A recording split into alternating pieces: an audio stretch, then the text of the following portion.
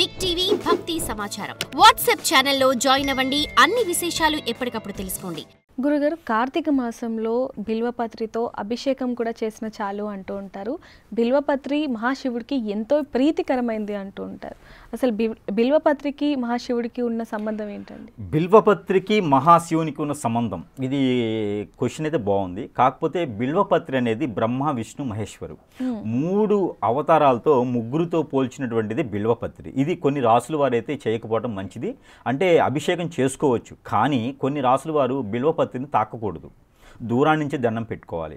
అలాంటి రాసులు ఏమైనా ఉన్నాయంటే కనుక 1 మేషరాశి, 2 వృషభ రాశి, 3 కన్యారాశి, 4 మకర రాశి. ఈ రాసుల వారైతే బిల్వపత్రిని తాకకూడదు. ఓకేనా? ఈ రాసుల వారికి బిల్వపత్రికి పడదు. వీరికి ఆపోజిట్ సైన్ బిల్వపత్రి. కాబట్టి ఈ 4 రాసుల వారు బిల్వపత్రిని దూరాన్ని నుంచి చూసి దండం పెట్టుకోవాలంతే. స్వామివారు ఇచ్చినా కూడా, అక్కడ ఉండేటువంటి ఆచార్య వారు చూపించినా కూడా దూరాన్ని నుంచి దండం పెట్టుకోవాలి, కానీ వాటిని ఆకుల్ని తాకకూడదు, కొయ్యకూడదు ఈ రాసుల వారు. అది చాలా నిష్ఠతో కూడినటువంటి పాపం, నిష్ఠతో కూడినటువంటి పాపం. కాబట్టి ఈ రాసుల వారికి ఈ సందర్భంగా మీరు అడిగిన క్వశ్చన్కి ఆన్సర్ అయితే ఇది. రెండోది, బిల్వపత్రితో అభిషేకం ఏంటంటే కనుక ఒకేసారి బ్రహ్మ విష్ణు మహేశ్వరునికి అభిషేకం చేసినటువంటి పుణ్యం. ఇది ఎక్కడ దొరకదు కదా. ఇప్పుడు కుమారస్వామికి వినాయకునికి రాజ్యాధికారం ఇవ్వాలని చెప్పేసి శివభగవానుడు పార్వతీదేవి వారు నిర్ణయించేసి రాజ్యం ఇవ్వడానికి వారికి ఒక పరీక్ష పెడతారు. ఏమిటంటే కొన్ని సెకండ్స్లో భూగోళం మొత్తం చుట్టి రావాలి అని. మీకు ఈ కథ తెలిసి ఉంటుంది. చుట్టి రావాలనుకుంటే కనుక కుమారస్వామి ఏం చేస్తాడంటే పరిగెత్తుకుని వెళ్తాడు భూమిని చుట్టి రావాలి అని చెప్పేసి. వినాయక స్వామి వారు ఏం చేస్తాడంటే తల్లిదండ్రులు చుట్టూ తిరిగితే ఈయన తెలివి కలవారు, ఈయన మంచి నైపుణ్యం ఉన్నవారు, ఉన్న దగ్గర నుంచి రాజ్యాన్ని పాలించగలుగుతాడు అని చెప్పేసి వినాయక స్వామి వారికి రాజ్య పదవి ఇవ్వడం అనేది జరుగుతూ ఉంది. అవునా? అలానే మనం ఉన్న దగ్గర నుంచే ముగ్గురు దేవతల్ని కొలుచుకోవాలి. కాబట్టి శివుడు ఉన్న దగ్గర విష్ణువు ఉన్నాడు, విష్ణువు ఉన్న దగ్గర శివుడు ఉండు. అసలు బ్రహ్మదేవుడికి ఆలయాలు కొన్ని ఉన్నాయి. కాబట్టి ఇలాంటి శాపాలు పాపాలు ఉన్నాయి. కాబట్టి అవన్నీ కూడా ఒకే దగ్గర తీర్చుకునేందుకు బిల్వపత్రితో అభిషేకం చేసేటువంటి విధానం ఉంటుంది.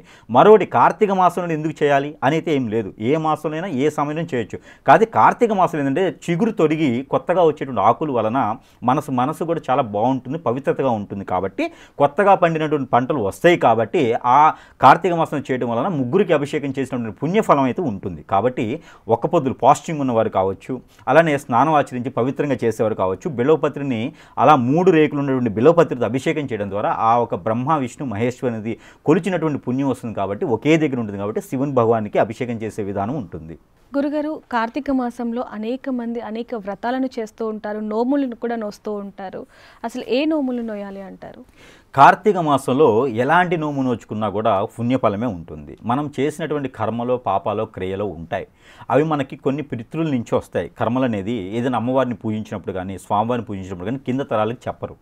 అలాంటి ఇంట్లో ఏదైనా పుట్టలున్నా కూడా తోమేసి పారేస్తూ ఉంటారు. అలాంటి కొన్ని చెట్లు మనకి తెలియకుండానే నరికేస్తూ ఉంటారు. ఇలాంటి పాపాలు చాలా వంటి మనకు తెలియకుండా అవి మన మీద పడేసి ఆర్థికంగా ఇబ్బంది పడుతుంటాయి, ఆనందింపజేయవు, కుటుంబంలో విడదీస్తూ ఉంటాయి. ఇవన్నీ చిన్న చిన్న క్రియలే. చెట్టే కదా, దానికి ఏం చేస్తుంది, అడ్డం వచ్చింది నరికేస్తామని చెప్తారు. కానీ దానివల్ల ఇబ్బందులు చాలా ఉంటాయి. ఎందుకంటే మన ప్రకృతిని కాపాడటం కాదు, మనల్ని కాపాడేటువంటి ఆ కన్న తల్లితో సమానమైనటువంటిది చెట్టు. కాబట్టి ఆ చెట్టును నరికేటువంటి వాళ్ళకి పాపాలు తగులుతూ ఉంటాయి. అవన్నీ మనకు తెలియదు. వాళ్ళకి ఆస్తమా ప్రాబ్లం రావచ్చు, సైనస్ ప్రాబ్లం రావచ్చు, బ్లడ్ సర్క్యులేషన్ ఆగిపోవచ్చు. కొన్ని చెట్లకి కొన్ని రకాల సమస్యలు ఉంటాయి. అది అందరికీ తెలియకుండా నరకడం అని చెప్పడం జరుగుతుంటుంది. ఎందుకంటే ఇంట్లో పారిజాతం చెట్టు ఉంటుంది అనుకోండి, పప్పాయి చెట్టు ఉంటుంది, మునగ చెట్టు ఉంటుంది. ఇవి ఏ ముందు లేని అడ్డం అని చెప్పి తీసేస్తారు. ఆ చెట్లకు కూడా ఇబ్బంది ఉంటుంది. పారిజాతం చెట్టు నరికేస్తే కాలసర్ప దోషం వస్తుంది, పప్పాయి చెట్టు నరికేస్తే కుజదోషం వస్తుంది, అలానే మునగ చెట్టు నరికేస్తే మనకి రాహు దోషం వస్తుంది. వాటి ద్వారా సమస్యలు అర్థమవుతుంది కదా, పెళ్ళిళ్ళు అవ్వు, ఆర్థికంగా ఇబ్బందులు వస్తాయి. చెట్టే కదా నరికేది, కానీ సమస్యలు ఇలా వస్తాయి అనమాట. అది వారి కుటుంబం అలా కొనసాగిపోతుంది. కాబట్టి అలాంటి దోషాలన్నీ కూడా పటాపంచలు చేసుకోవాలి మనం. కాబట్టి ఈ కార్తీక మాసంలో సత్యనారాయణ స్వామి వ్రతం నోచుకుంటే చాలా మంచిది.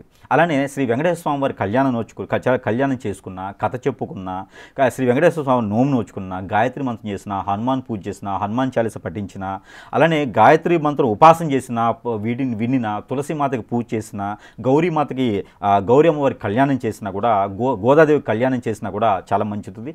గౌరీమాతతో పూజించుకున్న కూడా చాలా మంచి జరుగుతుంది.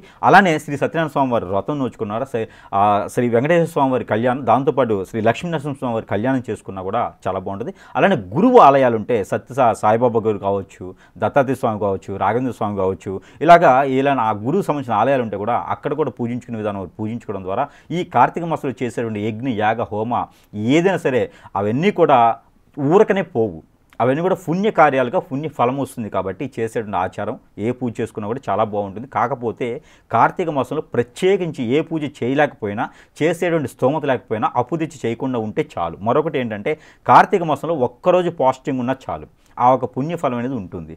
రెండోది ఏంటంటే కనుక కార్తీక మాసంలో చేసేటువంటి దానాలు చాలా ప్రాసిద్ధి. మనం దసరా అప్పుడో సంక్రాంతి అప్పుడు దానాలు చేస్తూ ఉంటాం, అప్పుడు కాదు.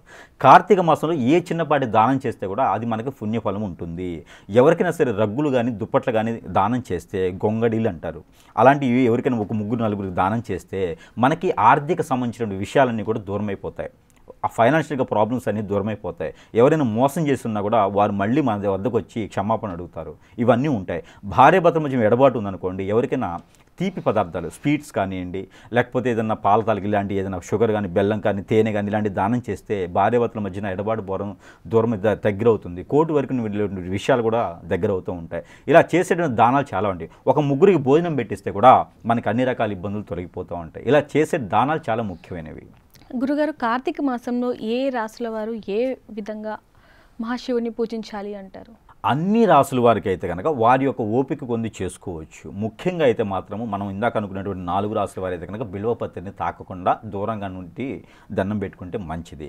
రెండోది, కార్తీక మాసంలో ముఖ్యంగా ప్రతి ఒక్కరు కూడా పూజ చేసుకునే విధానం కన్నా కూడా ఎవరు తోచినటువంటి వారు ఒక చెట్టునైతే, ఒక వృక్షాన్ని అయితే కనుక ఎక్కడైనా నాటినట్టయితే వారికి సర్వవేళలా సకల దేవతలు ఒక దీవెనలు అనేది, వారి యొక్క కృపా కటాక్షాలు అనేది ప్రతి ఒక్కరి మీద ఉంటాయి.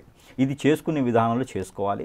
చెట్లు నాటే విధానాలు నాటుకుంటే కనుక ఎక్కడైనా మళ్ళీ నరికేటువంటి విధానం కాకుండా రోడ్డుకి విరువైపున, మనకి అశోకుడు చెప్పాడు రోడ్డుకి విరువైపున చెట్లు నాటండి అని, అదేవిధంగా నాటాలి. ఎక్కడైనా పొలాల్లో కానీ, పొలాల గట్లు ఉంటాయి లేదా ఇంటి పెరటి ఉంటుంది, అక్కడ ఉండేటువంటి వాతావరణం ప్రకారంగా చెట్లు నాటినట్టయితే వారు ఏ పూజకి చేయకపోయినా, ఎంత స్తోమత లేకపోయినా 30-40 రూపాయలు అంట్లు వస్తాయి. ఈ రోజున అంట్లు అంటే తోమి అంట్లు కాదు, చెట్లు అంట్లు ఉంటాయి కదా మనకి కుండీల్లో ఉంటాయి, అవి తీసుకొచ్చేసి మనం నాటినట్టయితే, నాటిన విధానంగా అయితే కనుక ఖచ్చితంగా వారికి రానున్నటువంటి తరాలన్నీ బాగుంటాయి. ఈ తరంలో వారు చేసినటువంటి పాపాలు, క్రియలు, కర్మలు, వారి పెద్దలు చేసినటువంటి పుణ్య పాపాలు కూడా వీరికి సకాలంగా ఉంటాయన్నమాట.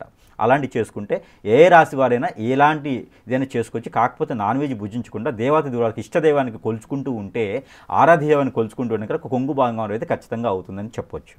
గురుగారు, కార్తీక మాసంకి సంబంధించి అనేక విషయాలు మాతో పంచుకున్నారు. ధన్యవాదాలండి.